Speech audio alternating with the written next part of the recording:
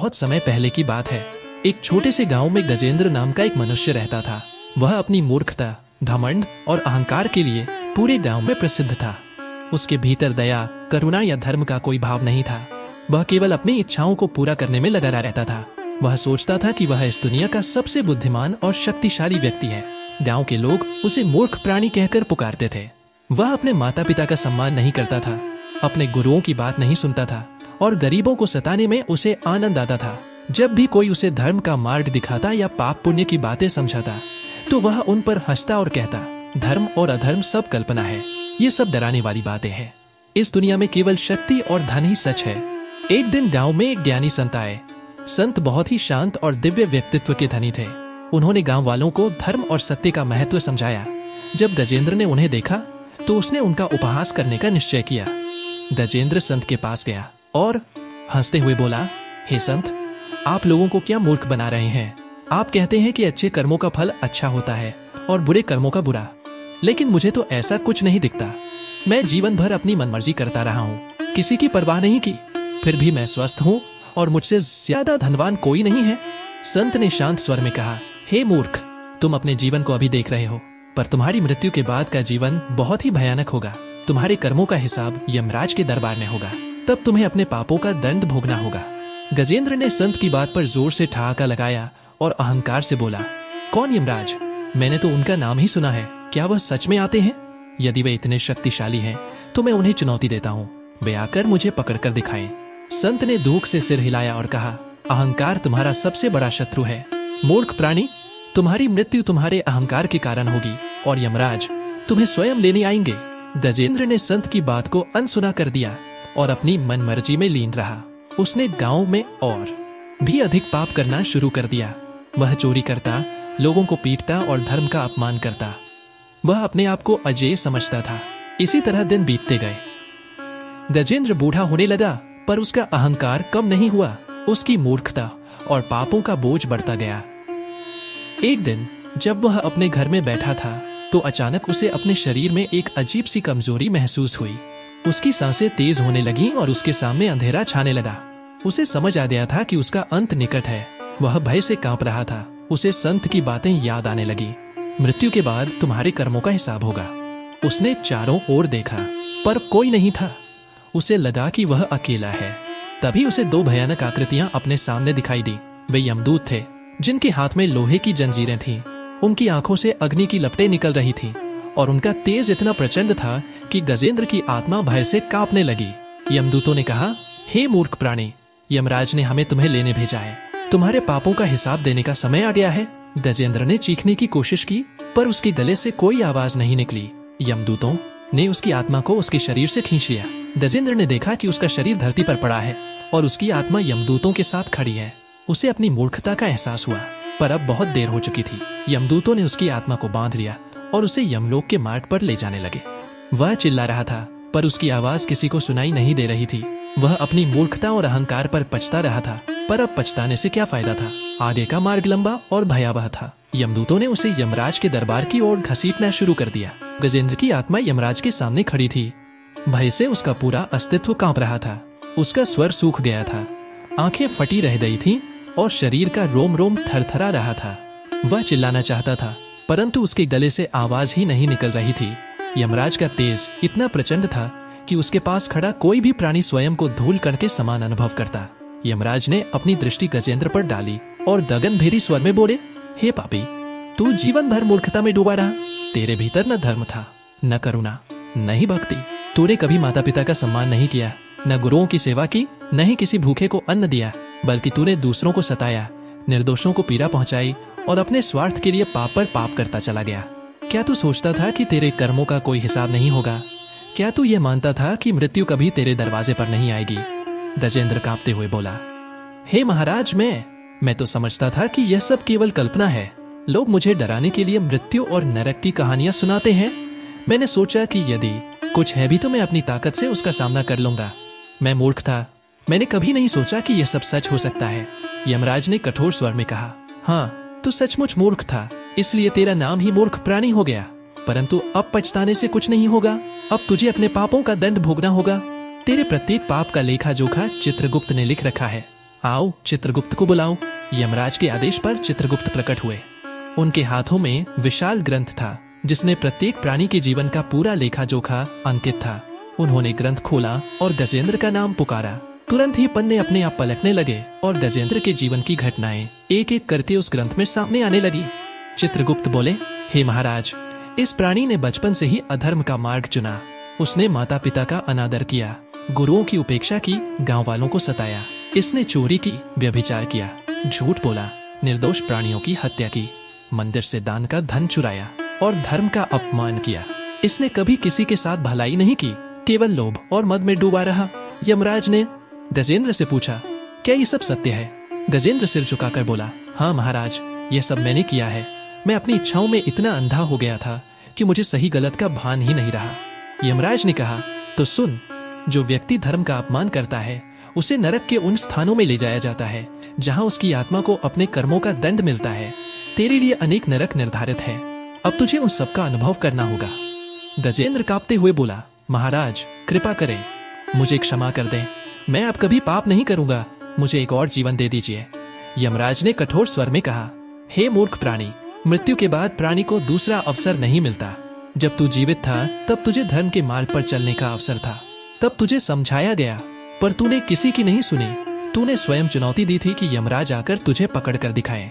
आज वही यमराज तेरे सामने खड़े हैं, अब तेरी क्षमा की प्रार्थना व्यर्थ है। गजेंद्र रोने लगा, उसके आंसू बहने लगे, परंतु यमराज का हृदय विचलित नहीं हुआ। वे जानते थे कि यह वही प्राणी है जिसने जीवन भर दूसरों को रुलाया। अब उसका रोना केवल पापों का दंड है। यमराज ने यमदूतों को आदेश दिया, इस पापी को नरक के मार्ग पर ले चलो, इसे एक एक नरक का अनुभव कराओ, ताकि यह समझ सके कि धर्म का अपमान करने वाले को कैसी यातनाएं सहनी पड़ती हैं। यमदूतों ने गजेंद्र को बांध लिया और उसे घसीटते हुए नरक के मार्ग पर ले जाने लगे। मार्ग लंबा और भयावह था। चारों ओर अग्नि की ज्वालाएं उठ रही थीं। नुकीले कांटे जमीन पर बिखरे थे जिन पर चलना असंभव था। गजेंद्र की आत्मा को ऐसा अनुभव हो रहा था मानो उसका हर कदम उसके अस्तित्व को चीर रहा हो। मार्ग में उसे अनेक आत्माएं दिखाई दी। कोई जलती आग में गिरा हुआ था, कोई कांटों पर लटक रहा था, कोई अपने ही कर्मों के बोझ तले दबा था। उनकी चीखें वातावरण में गूंज रही थीं। गजेंद्र उन्हें देखकर कांप उठा और बोला, हे दूतों, मुझे यहाँ मत ले जाओ, मुझे बचा लो, मैं सब मान लूंगा, मैं धर्म का पालन करूंगा।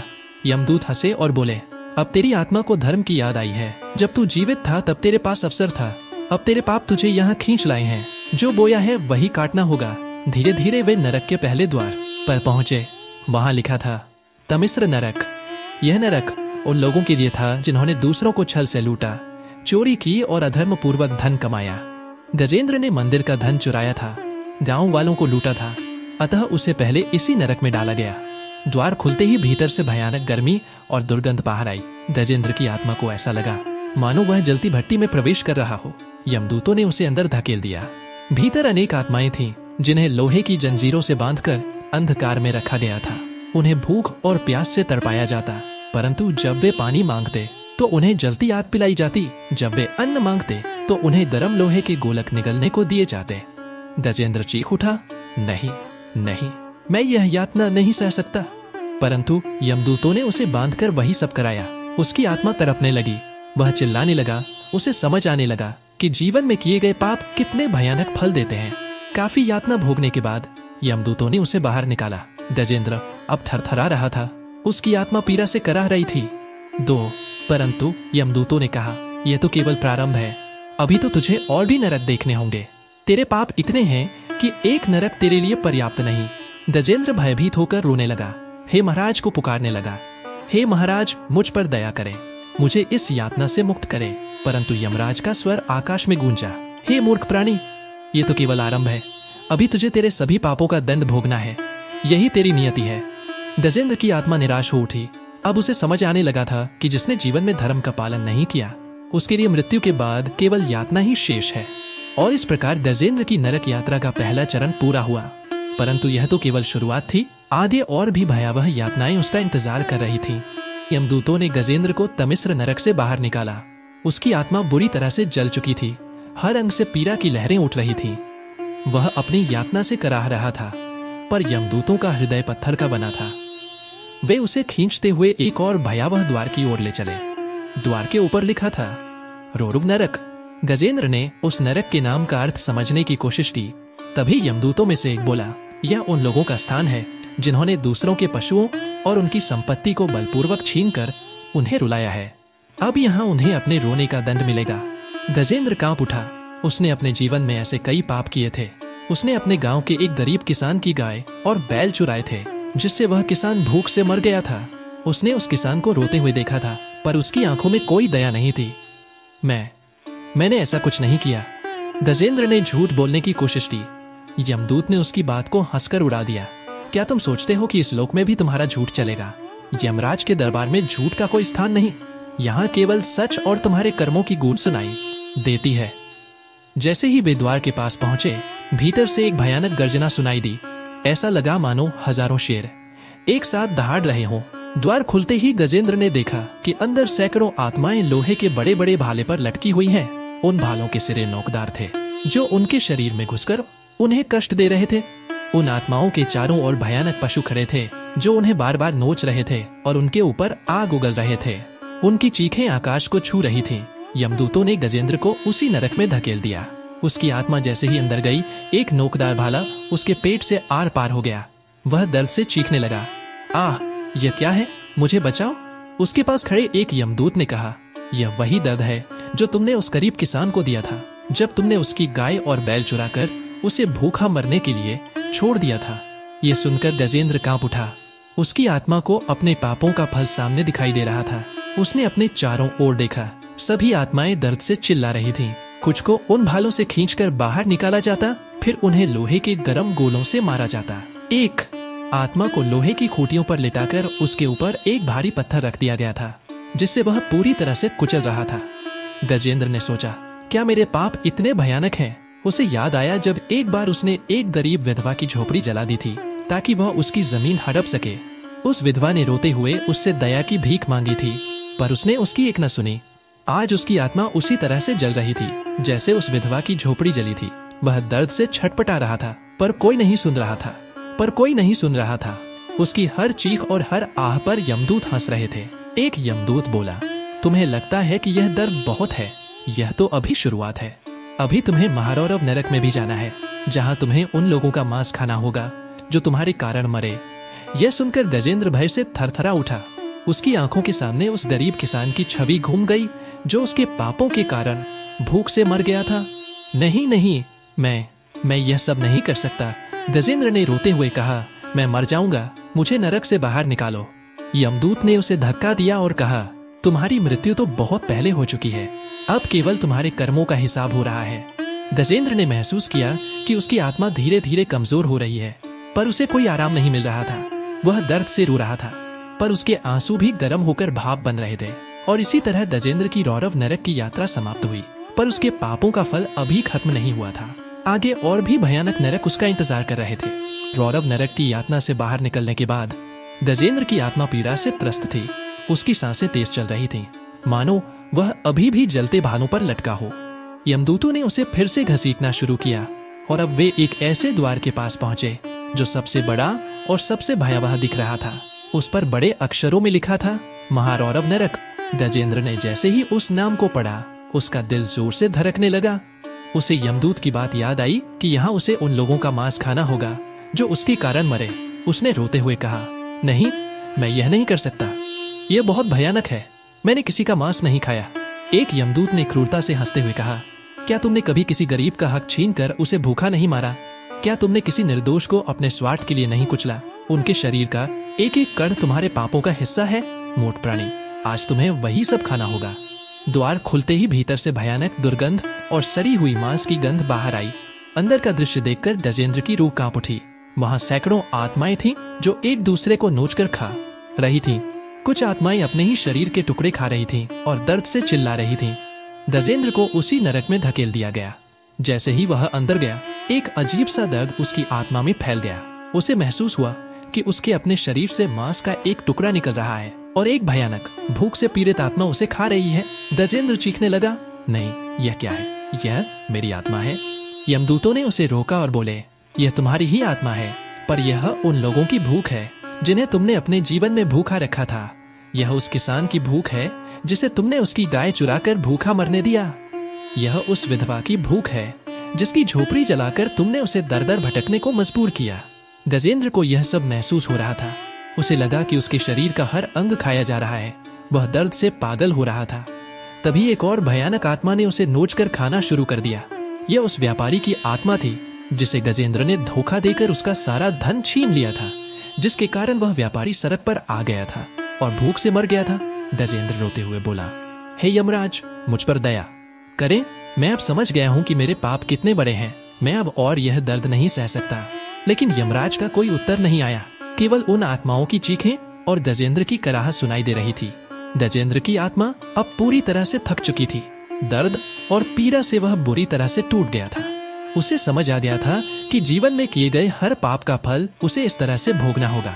उसका अहंकार, उसका घमंड और उसकी मूर्खता सब मिट्टी में मिल चुके थे। काफी समय तक महारौरव नरक में रहने के बाद यमदूतों ने उसे बाहर निकाला। गजेंद्र की आत्मा अब केवल एक छाया बनकर रह रही थी जो पीड़ा से कांप रही थी। यमदूतों ने कहा, अभी तुम्हारी यात्रा खत्म नहीं हुई है। अब तुम्हें उन लोगों के लिए दंड मिलेगा जिन्हें तुमने झूठे आरोप लगाकर परेशान किया था। और इसी तरह गजेंद्र को अगले नरक की ओर ले जाया गया। उसकी आत्मा अब केवल एक प्रश्न से भरी थी, क्या इस दर्द का कभी अंत होगा? नरक की भयानक यातना के बाद गजेंद्र की आत्मा एक टूटे हुए बर्तन की तरह महसूस कर रही थी। उसका अहंकार पूरी तरह से चूर चूर हो गया था। यमदूत उसे घसीटते हुए एक और द्वार की ओर ले चले। इस बार द्वार पर लिखा था, असिपत्रवन नरक। गजेंद्र ने पूछा, यह कौन सा नरक है? एक यमदूत ने जवाब दिया, यह उन लोगों के लिए है जिन्होंने धर्म को छोड़ दिया, पाखंडी बन गए और झूठे आरोप लगाकर निर्दोषों को पीड़ा पहुंचाई। यहाँ उन्हें अपने कर्मों के नुकीले फल मिलेंगे। गजेंद्र के मन में भय छा गया। उसे याद आया कि कैसे उसने एक बार एक ईमानदार ब्राह्मण पर चोरी का झूठा आरोप लगाया था, सिर्फ इसलिए कि वह उसकी संपत्ति हड़प सके। उस ब्राह्मण को गांव से बाहर निकाल दिया गया था और उसने भूखे रहकर अपनी जान दे दी थी। यमदूतों ने उसे अंदर धकेल दिया। भीतर का दृश्य भयानक था। चारों ओर नुकीले और धारदार पत्तों वाले पेड़ थे। ये पत्ते तलवार की तरह चमक रहे थे। हवा चलने पर ये पत्ते आपस में रगड़ खाते और एक भयानक संगीत उत्पन्न करते जो आत्माओं की चीख से भरा था। गजेंद्र की आत्मा जैसे ही अंदर गई, एक तेज हवा चली। पत्तों ने उसकी आत्मा को काटना शुरू कर दिया। उसे ऐसा लगा मानो हजारों तलवारें उसके शरीर में एक साथ घुस रही हों। गजेंद्र दर्द से चीखने लगा, ये क्या हो रहा है? मेरे शरीर के टुकड़े हो रहे हैं। एक यमदूत ने कहा, यह वही दर्द है जो तुमने उस ब्राह्मण को दिया था जब तुमने अपने झूठ से उसके सम्मान के टुकड़े टुकड़े कर दिए थे। यह वही पीड़ा है जो तुमने उन निर्दोष लोगों को दी जिन्हें तुमने अपने स्वार्थ के लिए कुचला था। गजेंद्र ने अपने चारों ओर देखा। सभी आत्माएं लहूलुहान थी। उनकी आत्मा पर कटने के निशान पड़ गए थे। जब वे दर्द से कराहते तो यमदूत उन्हें और भी तेज दौड़ने पर मजबूर करते ताकि पत्ते उन्हें और भी अधिक काटें। गजेंद्र को भी यही सब सहना पड़ा। वह दौड़ता रहा और असिपत्रवन के नुकीले पत्ते उसकी आत्मा को लगातार काटते रहे। वह चीखता रहा पर उसकी आवाज हवा में खो जाती थी। उसे अपने जीवन की हर वो घटना याद आने लगी जब उसने किसी को झूठ बोलकर फंसाया था। एक बार उसने एक गरीब औरत की जमीन हड़पने के लिए झूठे गवाह खड़े किए थे। उस औरत को भी उसी तरह की पीड़ा सहनी पड़ी थी। गजेंद्र अब पूरी तरह से थक चुका था। उसके पास न तो लड़ने की हिम्मत बची थी और न ही भागने की। वह बस उस दर्द को सहता रहा। उसे समझ आ गया था कि धर्म को छोड़ना और अधर्म का मार्ग अपनाना कितना खतरनाक हो सकता है। काफी समय तक असिपत्रवन में रहने के बाद यमदूतों ने उसे बाहर निकाला। गजेंद्र की आत्मा अब केवल एक कटा हुआ, छितराया हुआ टुकड़ा थी जिसे अब कोई पहचान नहीं सकता था। यमदूतों ने कहा, यह तो केवल उन पापों का फल है जो तुमने दूसरों के साथ किए। अब तुम्हें उन पापों का भी दंड भोगना है जो तुमने अपने परिवार के साथ किए। और इसी तरह गजेंद्र को अगले नरक की ओर ले जाया गया। उसका मन अब पूरी तरह से खाली हो चुका था। वह केवल इस यात्रा के अंत का इंतजार कर रहा था, भले ही वह अंत उसकी आत्मा की पूरी तरह से समाप्ति ही क्यों न हो। असिपत्रवन नरक की यातना के बाद गजेंद्र की आत्मा पूरी तरह से छिन्न भिन्न हो गई थी। उसके शरीर पर अनगिनत घाव थे जो तलवार जैसे पत्तों से लगे थे। यमदूतों ने उसे घसीटते हुए एक और द्वार की ओर ले गए। इस द्वार पर लिखा था कुंभीपाक नरक। गजेंद्र कांपते हुए बोला, यह किस तरह का नरक है? एक यमदूत ने क्रूरता से जवाब दिया, यह उन लोगों के लिए है जिन्होंने अपने ही परिवार और प्रियजनों को पीड़ा पहुंचाई, जिन्होंने अपने माता पिता का अपमान किया, गुरुओं की उपेक्षा की और अपने स्वार्थ के लिए अपनों को दुख दिया। ये सुनकर गजेंद्र के मन में भय भर गया। उसे याद आया कि कैसे उसने अपने बूढ़े माता पिता को घर से निकाल दिया था। ताकि वह अपनी संपत्ति अकेले भोग सके। उसे याद आया कि कैसे उसने अपने गुरु का अनादर किया था जब गुरु ने उसे धर्म का पाठ पढ़ाया था। यमदूतों ने उसे एक विशाल उबलते हुए तेल की कड़ाह के पास ले गए। कड़ाह के नीचे भयानक आग जल रही थी। कड़ाह के चारों ओर अनेक आत्माएं थी जो दर्द से चिल्ला रही थी, और उनसे कुछ दूरी पर यमदूत खड़े थे जिनके हाथों में बड़े बड़े डंडे थे। यमदूतों ने गजेंद्र को धक्का दिया और वह सीधे उस उबलते हुए तेल में जा गिरा। वह दर्द से चीखने लगा। उसकी आत्मा जल रही थी, मानो वह जीवित ही तला जा रहा हो। आ, मुझे बाहर निकालो, मैं जल रहा हूँ, मुझे बचाओ, गजेंद्र चिल्लाया। एक यमदूत ने कहा, यह वही आग है जो तुमने अपने माता पिता के दिल में लगाई थी जब तुमने उन्हें बेघर कर दिया था। यह वही पीड़ा है जो तुमने उन्हें दी जब वे अकेले और भूखे मर गए थे। गजेंद्र को महसूस हो रहा था कि उसकी आत्मा का हर हिस्सा उबल रहा है। वह जितना अधिक दर्द से चिल्लाता, यमदूत उसे डंडों से और भी अधिक डुबाते ताकि वह पूरी तरह से उबल जाए। उसे अपने माता पिता के भूखे चेहरे और उनकी आंखों में भरी हुई निराशा याद आने लगी। उसे अपने गुरु की याद आई। जब गुरु ने उसे कुमार्ग से हटने की सलाह दी थी तब उसने गुरु का अपमान किया था और उन्हें अपशब्द कहे थे। अब उसे लग रहा था कि वह सब शब्द गर्म तेल बनकर उसकी आत्मा को जला रहे हैं। गजेंद्र ने यमराज को पुकारा, हे यमराज, मुझे क्षमा कर दो, मैं अपने पापों को स्वीकार करता हूँ, मैं अब और यह दर्द नहीं सह सकता। लेकिन यमराज का कोई उत्तर नहीं आया।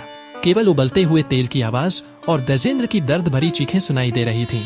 काफी समय तक कुंभीपाक नरक में रहने के बाद यमदूतों ने उसे बाहर निकाला। गजेंद्र की आत्मा पब पूरी तरह से जली हुई और विकृत हो चुकी थी। यमदूतों ने कहा, यह तो केवल प्रारंभ है, मूर्ख प्राणी, तुमने अपने जीवन में केवल अपने स्वार्थ के लिए पाप किए हैं। अब तुम्हें उन सभी पापों का हिसाब देना होगा जो तुमने केवल अपने लोभ और मद में किए। और इसी तरह गजेंद्र को अगले नरक की ओर ले जाया गया। उसका मन अब पूरी तरह से खाली था। वह बस इस यात्रा के अंत का इंतजार कर रहा था, भले ही वह अंत उसकी आत्मा की पूरी तरह से समाप्ति ही क्यों न हो। कुंभीपाक नरक से बाहर निकलने के बाद गजेंद्र की आत्मा जल चुकी थी और उसका हर अंग दर्द से कराह रहा था। यमदूतों ने उसे घसीटते हुए एक और द्वार की ओर ले गए। इस द्वार पर लिखा था, अंधकूप नरक। गजेंद्र ने पूछा, यह किस तरह का नरक है? एक यमदूत ने जवाब दिया, यह उन लोगों के लिए है जिन्होंने अपने स्वार्थ के लिए दूसरों को धोखा दिया और उनकी मेहनत का फल छीन लिया। यहाँ उन्हें अपने किए का फल मिलता है। गजेंद्र को यह सुनकर भय लगा। उसे याद आया कि कैसे उसने एक बार एक गरीब मजदूर को धोखा दिया था। उसने मजदूर से काम करवाया, पर जब मजदूरी देने का समय आया तो वह उसे अंधे कुएं में धकेलकर भाग गया। वह मजदूर वहीं मर गया था। यमदूतों ने उसे धक्का दिया और वह एक गहरे कुएं में जा गिरा। कुएं में चारों ओर भयानक जीव थे, सांप, बिच्छू, कीड़े और अन्य विषैले जानवर जो उसकी आत्मा को नोच नोच कर खा रहे थे।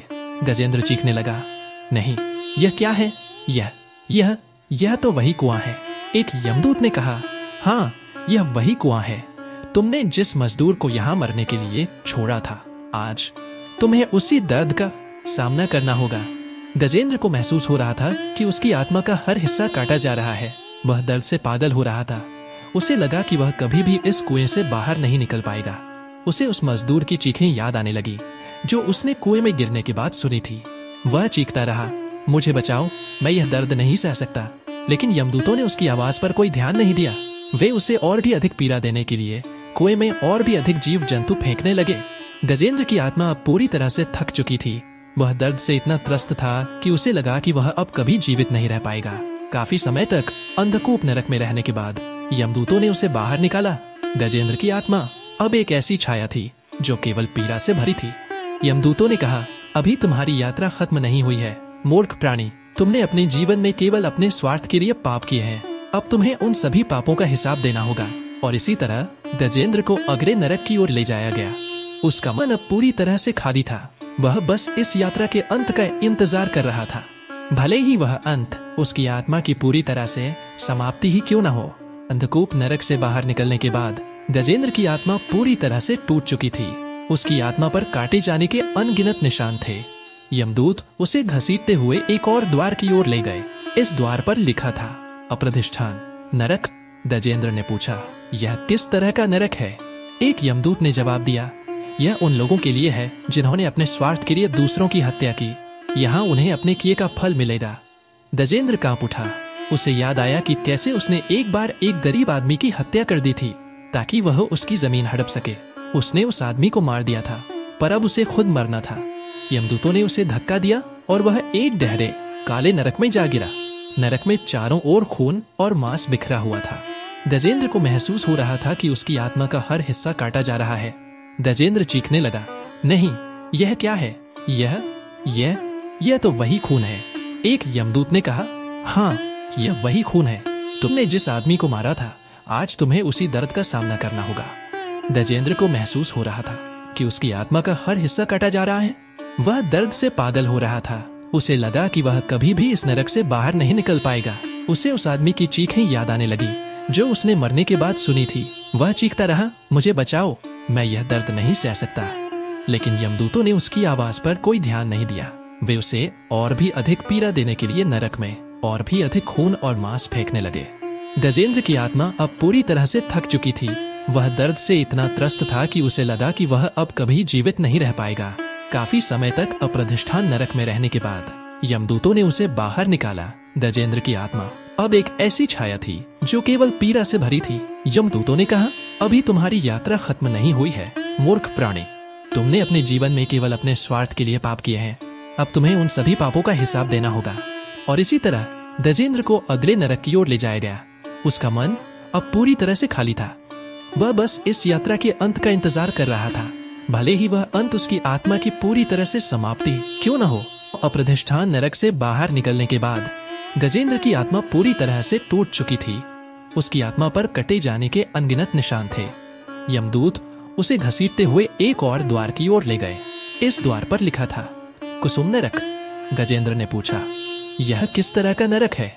एक यमदूत ने जवाब दिया, यह उन लोगों के लिए है जिन्होंने अपने स्वार्थ के लिए दूसरों की संपत्ति हड़पी। यहाँ उन्हें अपने किए का फल मिलेगा। गजेंद्र कांप उठा।